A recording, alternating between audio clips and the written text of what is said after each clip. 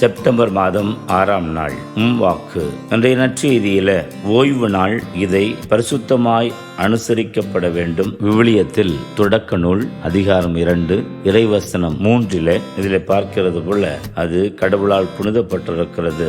ஆகவே அந்த நாளில ஓய்ந்து இருப்பது, கடவுளுடைய செயல்களை எல்லாம் நினைத்து ஆங்கிங்கு அலைந்து தெரியாமல் கடவுளுடைய வல்ல செயல்களுக்கு நன்றி கூறுகிற ஒரு செயலை செய்ய வேண்டும் என்கிற எதிர்பார்ப்பில் அதை அனைவரும், குறிப்பாக யூதர்கள் கடைபிடித்து வந்த அவரது மறையின் அடிப்படை சட்டமாக இருந்தது. சட்ட வல்லுநர்களும் தலைமை குருக்களும் அதையே சுட்டிக்காட்டி சாமானியர்களை அவர்கள் பாடாய்படுத்தினார்கள். இப்பொழுது இயேசு ஆண்டவரும் ஓய்வு நாளில அவர் தங்களுடைய சீடர்கள் கதிர்களை கொய்தார்.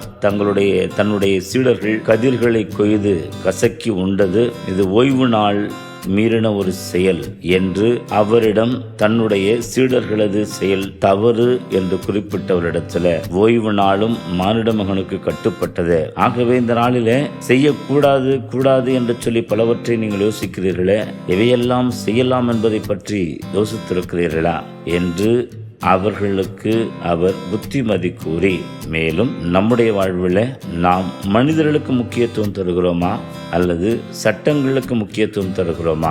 சட்டம் என்று எடுத்துக்கொண்டால் நாம் உண்மையிலேயே பல பேரை பல நிலையில் குற்றம் சாட்ட வேண்டியிருக்கும்.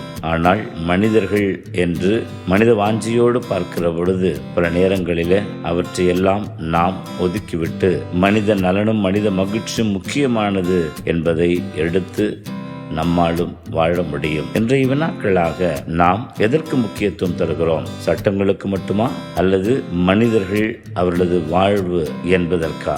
மேலும் இயேசு ஆண்டவர் ஓய்வு நாளில நல்ல செயல்களை செய்ய முன் வந்தது போல நல்லது செய்வதற்கு நாளும் காலமும் கிடையாது என்பதை உணர்ந்திருக்கிறோமா? சிந்திப்போம்.